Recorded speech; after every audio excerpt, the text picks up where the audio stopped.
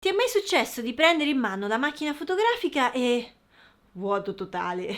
Sai che vuoi fare qualcosa di bello, ma non sai da dove partire. Beh, l'altro giorno una persona mi ha scritto in privato su Instagram chiedendomi proprio questo, come trovare ispirazione per pose o mood. E ho pensato che potesse essere utile condividere la risposta con tutti voi.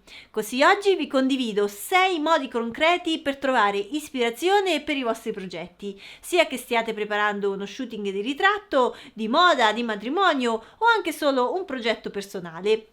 Partiamo dalla più famosa, quella che ormai conosciamo tutti. Pinterest è uno strumento più immediato, si possono creare bacheche tematiche per ogni progetto, salvarle dal telefono, condividerle con i clienti e chiedere anche a loro di crearne una da condividere con noi. Attenzione però a non usarlo solo per copiare pose, usatelo per capire che tipo di luce, atmosfera, palette e linguaggio del corpo vi attraggono davvero. La seconda idea ovviamente è cercare su YouTube. Cercare backstage di shooting è una miniera d'oro. Vedere come un fotografo dirige una modella, come la fa muovere, come cambia microposture e mani, questo vale più di 100 immagini statiche. Anche io ho una playlist pubblica con video da cui, se vi piace il mio stile, potete prendere ispirazione. Ma il mio consiglio pratico è di cercare anche in inglese, perché c'è decisamente molto più materiale. Non so perché, ma in Italia questo format fatica a fare visualizzazioni ed è un peccato perché è un sacco formativo. La terza opzione è Instagram, ma solo se usato bene. Non dovete solo cercare hashtag generici. Cercate invece i vostri fotografi preferiti, stylist, direttori creativi, magazine di settore. Sì, potete anche cercare per tag, ma lì serve spirito critico perché bisogna scremare parecchio. L'idea è quella di allenare l'occhio a capire cosa vi emoziona e cosa invece no. Questo passaggio è fondamentale per costruire uno stile coerente. Per esempio, per la moda io seguo Nima Benati, che secondo me è una fotografa bravissima. Ha uno stile molto riconoscibile, pulito, con una forte identità visiva. Osservare il lavoro di professionisti così vi aiuta a capire come costruiscono le pose, come gestiscono lo sguardo, quanto spazio lasciano al corpo dentro l'inquadratura e chiedervi quindi ogni volta: cosa mi piace davvero qui? La luce? L'atteggiamento? La sicurezza del soggetto? È questo tipo di domande che piano piano definisce il vostro linguaggio. Quarta possibilità: tornare all'analogico, ovvero libri di fotografia, libri sulla posa, sulla composizione, ma anche monografie di grandi autori. E poi pittura classica, danza, teatro. La postura racconta sempre qualcosa. Un libro ti costringe a rallentare, a osservare con più attenzione rispetto allo scroll veloce e spesso è lì che nascono connessioni creative molto più profonde. Vi lascio in descrizione alcuni titoli che nel tempo mi hanno aiutata tantissimo, sia sulla costruzione della posa che sulla composizione e sulla lettura dell'immagine. Sono testi molto diversi tra loro, proprio perché l'ispirazione non arriva mai da una sola direzione. Se volete approfondire questo aspetto più strutturale della creatività, trovate tutto sotto al video. Quinto punto, le riviste di settore. Per la moda c'è Vogue, per il wedding ad esempio c'è Sposi Magazine.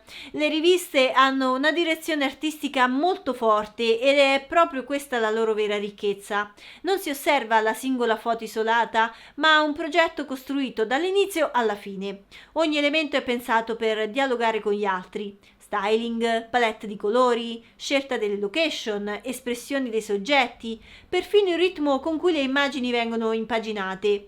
Studiare un editoriale significa allenarsi a vedere l'insieme. Cambia completamente la prospettiva. Non ti concentri più solo sulla posa bella, ma inizi a chiederti che tipo di storia stai raccontando, che atmosfera vuoi creare, la postura del soggetto è coerente con il mood, la location rafforza il messaggio o lo indebolisce. I colori sostengono l'emozione che vuoi trasmettere oppure la confondono. Allenarsi con le riviste significa imparare a pensare per concept, per narrazione, per direzione creativa. Ed è lì che uno shooting smette di essere una sequenza di belle immagini a caso e diventa proprio un progetto con un'identità precisa, riconoscibile e propria soprattutto. Sesto e ultimo, i concorsi fotografici. Un altro modo potentissimo per trovare ispirazione è guardare le foto vincitrici dei grandi concorsi fotografici. Per la natura, ad esempio, c'è Wildlife Photographer of the Year. Non sono semplicemente immagini di animali, ma storie visive fortissime, con composizioni studiatissime e momenti catturati con un tempismo incredibile. Se vi interessa il fotogiornalismo, potete osservare il WordPress Photo, che ogni anno raccoglie immagini che hanno segnato l'attualità mondiale. Per uno sguardo più ampio, che comprende tanti generi diversi, ci sono poi anche i Sony World Photography Awards. Nel wedding, oltre a Fearless Photographers, che io guardo spesso, potete esplorare anche Junebug Weddings o ISPWV. Lì trovate scatti premiati per creatività, coraggio e visione. La cosa interessante non è solo dire wow, che bella foto! È chiedersi perché ha vinto. È la composizione, il momento, l'idea, il modo in cui racconta una storia in un solo frame? E poi c'è un passaggio ancora più importante. Non fermatevi allo scatto premiato. Entrate nei profili dei fotografi, esplorate le loro gallerie complete, guardate come costruiscono un intero servizio, perché uno stile non si vede in una foto sola, ovviamente, ma nella coerenza di un racconto. Nel tempo, facendo questo tipo di ricerca, ho costruito una mia lista personale di fotografi che amo seguire, non per copiarli, ma perché mi hanno aiutato a capire cosa mi emoziona davvero e cosa invece non mi rappresenta. L'ispirazione non è imitare, è la selezione consapevole di quello che ci piace e riconoscere ciò che risuona con noi, trasformarlo lentamente in qualcosa di profondamente nostro. Ma ora sono curiosa, voi dove trovate ispirazione? Scrivetemelo nei commenti, perché magari possiamo arricchirci a vicenda di nuovi spunti.